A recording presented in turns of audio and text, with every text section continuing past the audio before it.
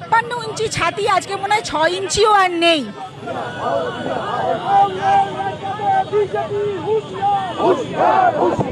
সেই মানুষরা খাবার পাচ্ছেন না, তাদের রান্না বন্ধ হয়েছে। এবং কতটা দুর্লভ চিত্তের একজন প্রধানমন্ত্রী যে কিনা আমাদের ভারতবর্ষের মান সম্মানকে সারা পৃথিবীর সামনে ওনারা লুটিয়ে দিয়েছেন। প্রধানমন্ত্রী নরেন্দ্র মোদীজি কম্প্রোমাইজড। উনি কম্প্রোমাইজড হওয়ার পিছনে ওনার অনেক কারণ আছে, কারণ ওনার যে বন্ধু আদানি ভাইকে বাঁচানোর জন্য, এবং আপনারা হয়তো জেনে থাকবেন যে আমেরিকায় বসবাসকারী প্রচুর বিজনেসম্যানেরা রয়েছেন যারা আরএসএসকে ডাইরেক্টলি ফান্ডিং করে। তো যদি আজকে উনি এই কথাগুলো ট্রাম্প ভাইয়ার না শোনেন এবং ইসরায়েলকে নিজের মাদারল্যান্ড একে ফাদারল্যান্ড বলেন, কতটা নির্লজ্জপূর্ণ একজন প্রধানমন্ত্রী এবং কতটা দুর্লভ চিত্তের একজন প্রধানমন্ত্রী যে কিনা আমাদের ভারতবর্ষের মান সম্মানকে সারা পৃথিবীর সামনে ওনারা লুটিয়ে দিয়েছেন। যেখানে একটা সময় আমাদের ইন্দিরা গান্ধী, প্রধানমন্ত্রী ইন্দিরা গান্ধী যে আমেরিকার যে রক্তচক্ষুকে অবজ্ঞা করে উনি নিজের বৈদেশিক নীতি অবলম্বন করে বাংলাদেশকে এবং পাকিস্তানকে সবাইকে বাংলাদেশকে বাঁচিয়েছিলেন, বাংলাদেশকে নিজের স্বাধীনতা দিয়েছিলেন। আজকে সেই ভারতবর্ষের মাথা নরেন্দ্র মোদীর জন্য নিচে নেমে গেছে। তাই ভারতবাসীর উদ্দেশ্যে আমরা কংগ্রেসের 56 ইঞ্চি ছাতি আজকে মনে হয় 6 ইঞ্চিও আর নেই।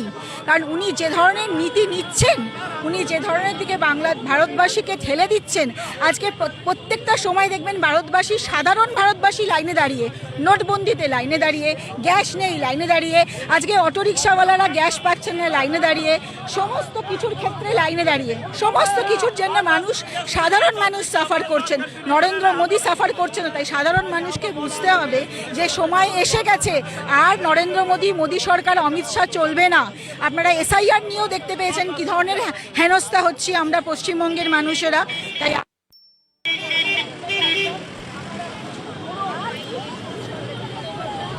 কালোবাজারি বাড়ছে এবং সেই সাথে মন্দিরগুলিতে, ওরা তো মন্দিরের কথা বলেন, আমি আপনাকে বলছি বাগবাজার মায়ের বাড়িতে 300 থেকে 400 জন মানুষ ডেইলি খাবার পান।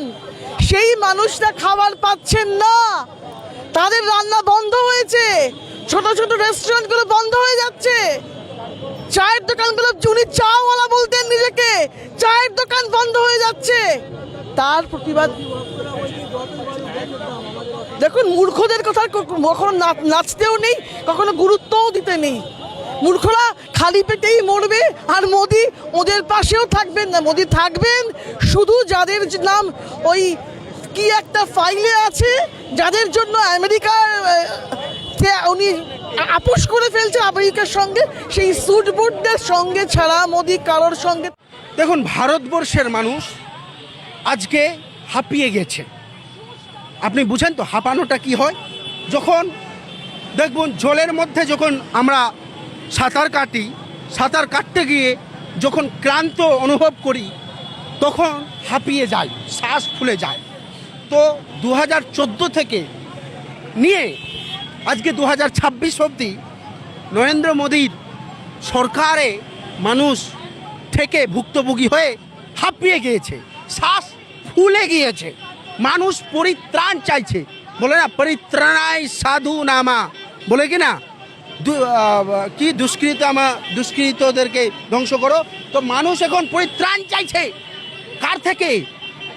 নরেন্দ্র মোদীর কাছ থেকে। কারণ একদিকে নরেন্দ্র মোদী দেশের নীতিতে সম্পূর্ণভাবে ফেলিয়ার, দেশের নীতিতে সম্পূর্ণভাবে ফেল, আরেকদিকে নরেন্দ্র মোদীজি বিদেশ নীতিতে সম্পূর্ণভাবে ফেল।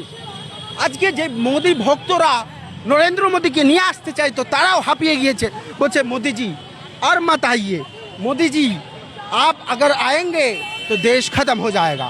তো আমাদের জাতীয় কংগ্রেসের যে প্রতিবাদ, আমরা চাই জাতীয় কংগ্রেস ছাড়া এই ভারতবর্ষকে কেউ তৈরি করতে পারেনি, কেউ শক্তিশালী করতে পারে না, সবাই ব্যক্তি স্বার্থে চলে যায়।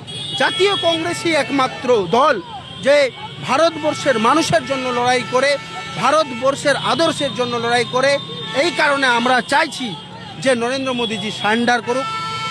নরেন্দ্র মোদী সারেন্ডার করেছেন আমেরিকার কাছে, এবার রিজাইন করুক। সারেন্ডার মোদী, রিজাইন করো, এটাই আমাদের দাবি। কারণ মোদিকে ভারতবর্ষের মানুষ চাইছেন না।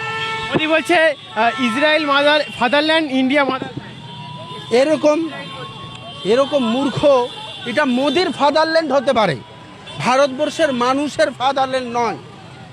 মোদিজি ভারতবর্ষের মানুষের ফাদারল্যান্ড এটাই, মাদারল্যান্ড এটাই।